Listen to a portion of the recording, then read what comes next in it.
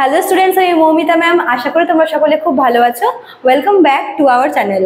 Students, আজকে আমি তোমাদের minor English second semester minor English থেকে যে লিটারারি টার্মসগুলো আমি শুরু করেছিলাম, সেখান থেকে লাস্ট টপিক যেটা হচ্ছে সাজেশনে দেওয়া রিফ্রেইন, তার উপরে আজকে ক্লাসটি নিব। ক্লাসটি কিন্তু খুব ছোট হবে, কেননা তোমাদের টপিকটি খুবই ছোট, খুবই ছোট। তো তোমাদের বেশি সময় লাগবে না এটা করাতে, তো তোমরা সঙ্গে থেকো। তো ক্লাসটি শুরু করার আগে তোমাদের রোজ বলি যে আমাদের অনলাইন ক্লাস কিন্তু চলছে এখনো। যারা তোমরা আমাদের কাছে অনলাইনে অ্যাডমিশন নিতে চাইছো তারা আমাদের হেল্পলাইন নাম্বারে যোগাযোগ করতে পারো। যারা এই সেমিস্টারের জন্য আর কি অ্যাডমিশন নেবে নোটসের জন্য, তারাও যোগাযোগ করতে পারো, এবং যারা নেক্সট সেমিস্টারের জন্য যারা হচ্ছে অ্যাডমিশন নেবে আগে থেকে, তারাও কিন্তু আমাদের হেল্পলাইন নাম্বারে যোগাযোগ করতে পারো। ঠিক আছে, আমাদের হেল্পলাইন নাম্বার দুটো আছে। একটা হচ্ছে 6295916282, আর একটা হচ্ছে 7076398606। ঠিক আছে, নাম্বার দুটো দেওয়া আছে এখানে, তোমরা দেখতেই পাচ্ছ।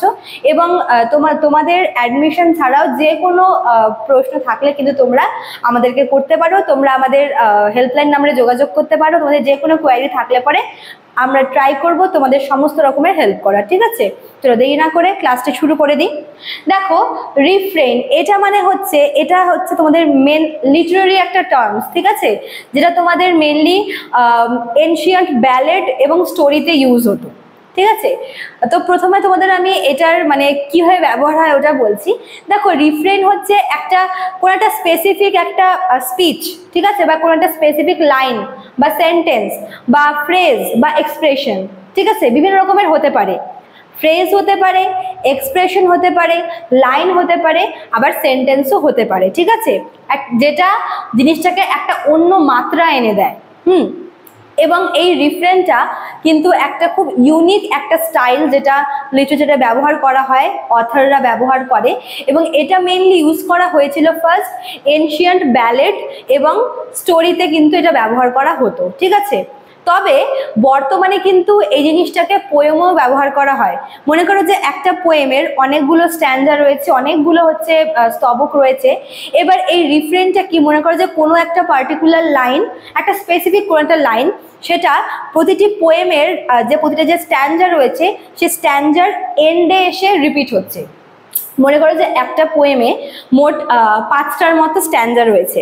তো প্রথম যে স্ট্যান্জাটা রয়েছে তার লাস্ট লাইনে বা লাস্টের দিকে একবার ওই লাইনটা আসছে, আবার পরের পরের স্ট্যান্জাতেই আবার লাস্ট লাইনে সেটা রিপিট হচ্ছে।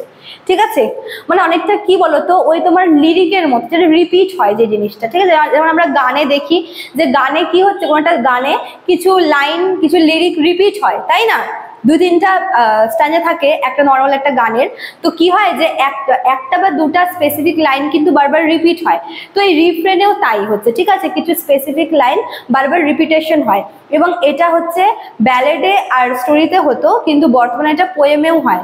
তো যদি একটা এক্সাম্পল দিই, তো হচ্ছে বিশেষ করে যে ল্যামেন্টেশন যে পোয়েমগুলো আছে, মানে মনে করো যে শোক কবিতা যেগুলো, ঠিক আছে, সেই শোক কবিতাতে কিন্তু যে এলিজিগুলো, ঠিক আছে, সেই শোক কবিতাতে কিন্তু এই ধরনের আর কি রিফ্রেইন ব্যবহার করা হয়ে থাকে, এবং এটা কিন্তু বেশ পপুলার। ঠিক আছে, তো স্টুডেন্টস, আজকের ক্লাসটা এতটুকুই ছিল, ছোট বেশ।